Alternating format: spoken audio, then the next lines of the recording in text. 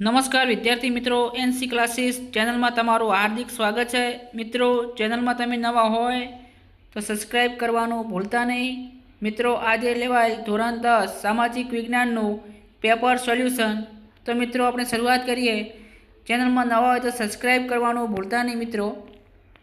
મિત્રો વિભાગે જેમાં જે આપણને જોડકા આપ્યા છે, કીર્તિ ધોરણ તો વડનગર આવશે, જરીકામ તો સુરત આવશે, સ્તંભ લેખો તો બ્રાહ્મી લિપિમાં જોવા મળે છે, એલિફન્ટા તો ધારાપુરી આવશે, ભારતીય સંગ્રહાલય તો કોલકાતા આવશે, અનામત જંગલમાં લાકડા વીણવા તથા પશુચરણ માટે સ્થાનિક લોકોએ પરસવાની છૂટ હોય છે તો નથી હોતી, ખોટું આવશે।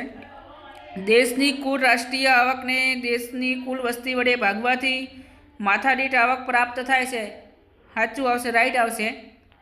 ગુજરાત સરકાર દ્વારા કિશોરીઓને પોષણયુક્ત આહાર તેમજ કૌશલ્યના વિકાસ માટે સબલા યોજના અમલી બનાવી છે, રાઈટ આવશે। ગ્રામ પંચાયત અને નગરપાલિકામાં પણ અનુસૂચિત જાતિ અને અનુસૂચિત જનજાતિ માટે કેટલી બેઠકો અનામત રાખવામાં આવી છે તો રાઈટ આવશે। 2011ના એક અંદાજ મુજબ ભારતમાં સૌથી વધુ વૃદ્ધોની વસ્તી અરુણાચલ પ્રદેશમાં છે તો એમાં ખોટું આવશે। કૃષ્ણરાજ સાગર બહુહેતુક યોજના ખાલી જગ્યા નદી પર આવેલી છે તો કાવેરી આવશે। ગરીબી રેખાનો ખ્યાલ સૌપ્રથમ WHO ના નિયામકે રજૂ કર્યો તો બ્યોડ ઓરે આવશે। અમેરિકન પ્રમુખ ખાલી જગ્યાએ અમેરિકાની સંસદમાં તારીખ 15 માર્ચ 1962ના રોજ ગ્રાહકોને 4 અધિકારો આપ્યા હતા। જોર્જન ફ્રેન્કલિન કેનેડીએ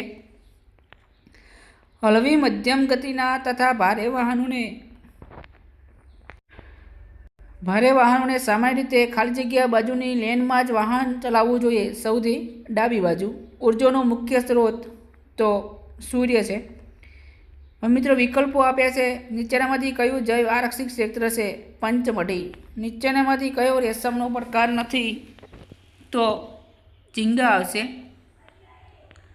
ગુજરાતનું સૌથી મોટું રેલવે સ્ટેશન કયું છે તો અમદાવાદ। ગુજરાત સરકારે ગ્રાહક સુરક્ષા નિયમો 1988 ક્યારે અમલમાં મૂક્યા તો 18 ફેબ્રુઆરી આવશે। દ્વિચક્રીય વાહન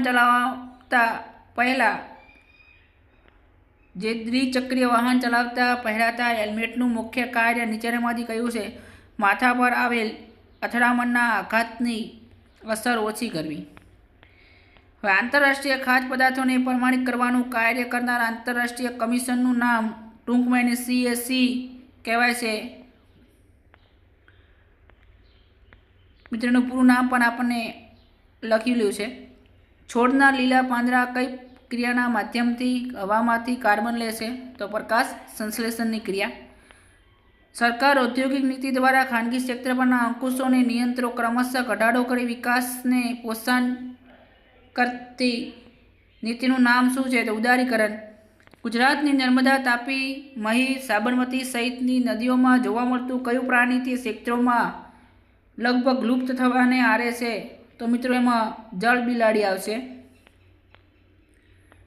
મિત્રો, વિભાગ બી ભારતનો સાંસ્કૃતિક વારસો ભાતીગળ અને સમુદ્ર બન્યો છે, વિધાન સમજાવો। જે મિત્રો આપણે IMP આપ્યા હતા એમાંથી પણ ઘણા ખરા પ્રશ્નો છે અને મિત્રો આ જે વિડીયો છે, આ પ્રશ્નપત્ર છે, આવનાર બોર્ડની પરીક્ષા માટે વિદ્યાર્થીઓને પણ ઉપયોગી નીવડશે। મિત્રો, મોઢેરાનું સૂર્ય મંદિર જે આપણે પ્રશ્ન આપ્યો તો મિત્રો સંસાધન આયોજન, ગ્રાહક શોષણના કારણો, બેરોજગારી, મિત્રો મોસ્ટ આઈએમપી પ્રશ્ન આપણને આપ્યો હતો।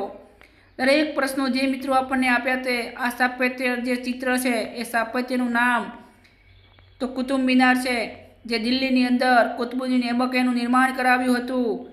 અને મિત્રો વિભાગ ડીની અંદર વલભી અને નાલંદા વિદ્યાપીઠ, પ્રાચીન ભારતની ગણિતશાસ્ત્ર, મિત્રો આપણે જે પ્રશ્નો આપ્યા હતા મોસ્ટ આઈએમપી એ જ ભારતમાં કૃષિ, ગરીબી ઉદ્ભવના કારણો, ઘણા ખરા મિત્રો પ્રશ્ન આપણા IMP આપ્યા।